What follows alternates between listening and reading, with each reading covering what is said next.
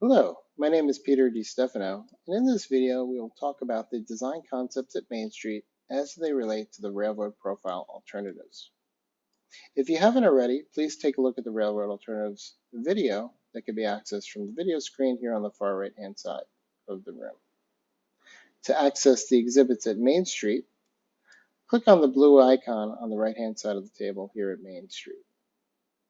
This will take you to this window with 5 selections. This first icon will take you to an alternative for Railroad Profile Alternatives 1 and 3 that grade separates Main Street for all modes of travel, that is, motor vehicles, pedestrians, and bikes. Alternatives 1 and 3 are combined here at Main Street because the railroad alignment and elevation at Main Street is virtually the same for both. The second icon is a sub-option, if you will, for Alternatives 1 and 3, where the removal of the access to Elm Street is included in this alternative. I'll go into a little more detail about why that was provided as an option here in a little bit.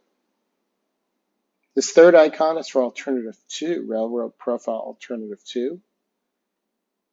Alternative 2 is very similar to 1 and 3, except the railroad is not raised as much. It's raised about 10 feet versus about 15 feet in 1 and 3. And this fourth icon, again, is for a sub-option that removes access to Elm Street. And the fifth icon is for a no-build alternative at Main Street, where we're going to grade separate Whipple Avenue only. So clicking on this first icon will take you to a plan profile exhibit at Main Street, where we could see the grade separation for all modes of travel. If you click on this icon here in the lower right, it will take you to full screen mode and allow you to use your mouse wheel to zoom in and pan to see a little more detail. In this alternative, the rail is raised about 15 feet and the road is lowered about the same amount, 15 feet, to provide the vertical space needed for the road to pass under the tracks. Now, typically when we raise the rail this much, 15 feet, we don't need to lower the road that much. But in the case at Main Street, we have an unusual condition with the skew angle that the tracks make with the road. Typically, the road is crossing the tracks at roughly a 90-degree angle. And if it was exactly 90 degrees, we'd have no skew angle on the bridge. In the case here, we have almost a 60-degree skew. So this creates a much longer span length than we typically have, and also creates a wider median as well.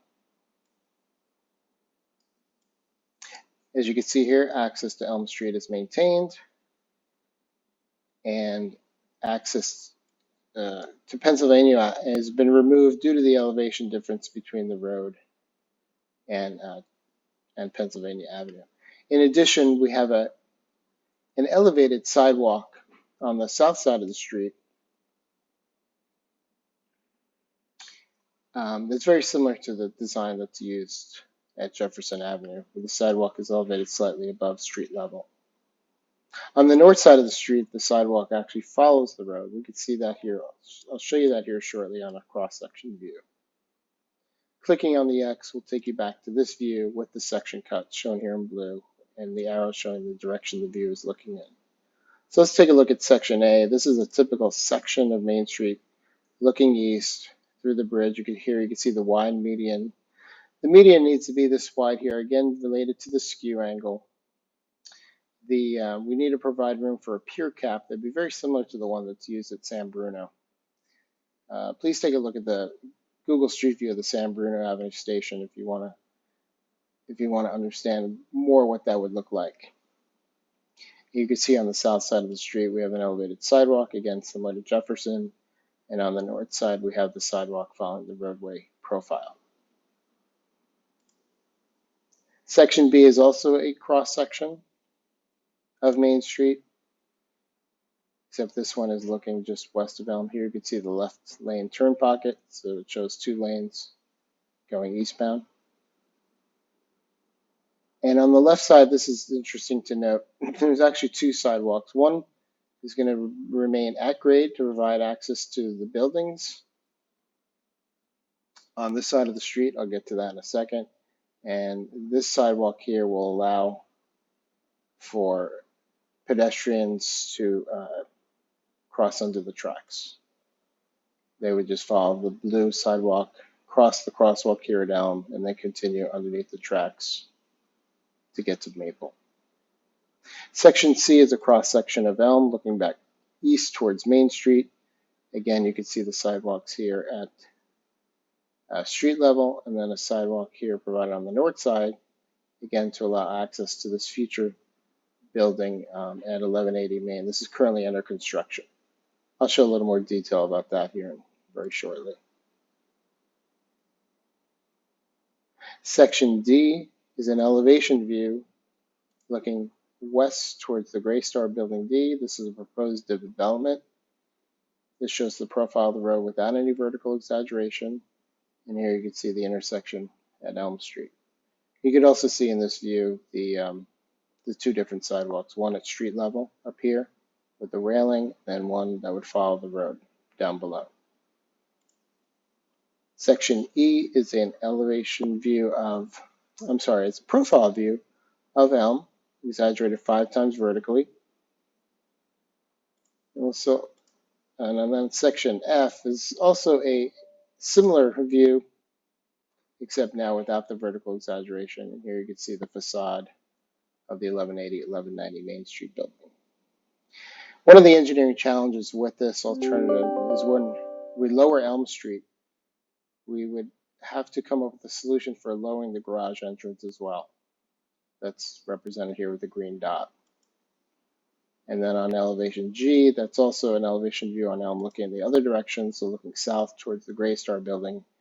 And here you can see 2 access entrance points that would have to be modified with the lowered Elm Street.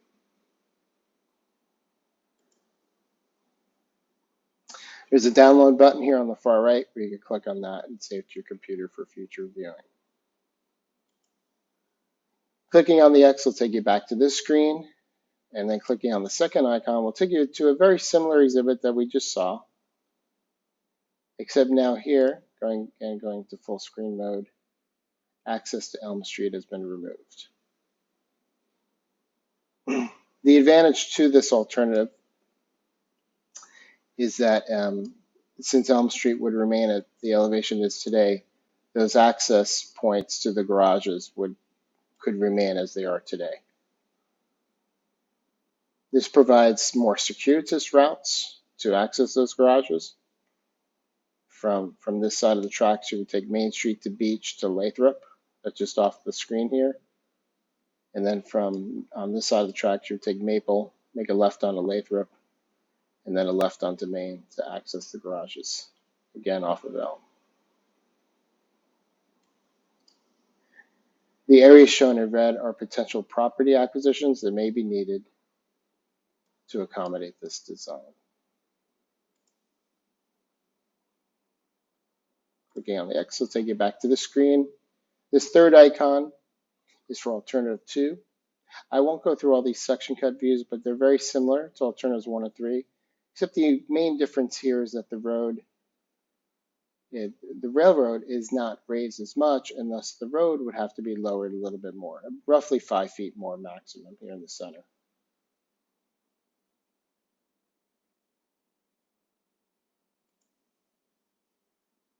This fourth icon also for alternative 2, and again, similar to alternatives 1 and 3, will provide an option where the connection to Elm Street has been removed.